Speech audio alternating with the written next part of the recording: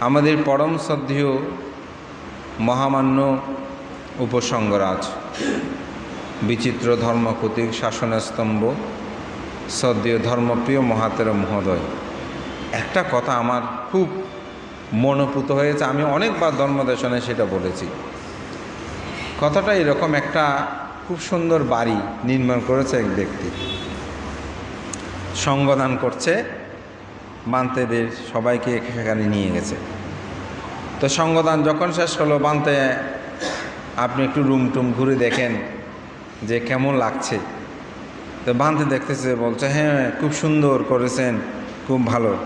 বলছে বান্তে হ্যাঁ বান্তে মার্বেল পাথরগুলো বান্তে আমি ইন্ডিয়া থেকে এনেছি, বান্তে এই সুইচগুলো বান্তে অস্ট্রেলিয়া থেকে, এই লাইটগুলো বান্তে কানাডা থেকে, ওইটা অমুক থেকে, মানে পৃথিবীর যেসব দেশে দেশে তিনি গিয়েছেন ওখানকার খুব উন্নত জিনিসগুলো নিয়ে এসেছেন। বলছে বান্তে এটা অমুক ফ্যান, এটা পাকিস্তানি, এটা এই ফ্যান সেই ফ্যান, এইরকম কত বর্ণনা বান্তেকে দিচ্ছি। তো বান্তে বলল, ও উপাসক, সাধু সাধু, খুব ভালো।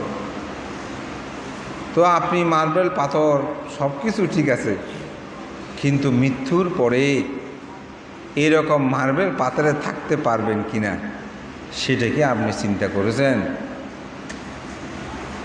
আমি কথাটা শুনে খুব অবাক হলাম। অনেকক্ষণ ভাবলাম, ভান্তে এত সুন্দর কথা, এত গভীর কথা কিভাবে সহজ করে বলল।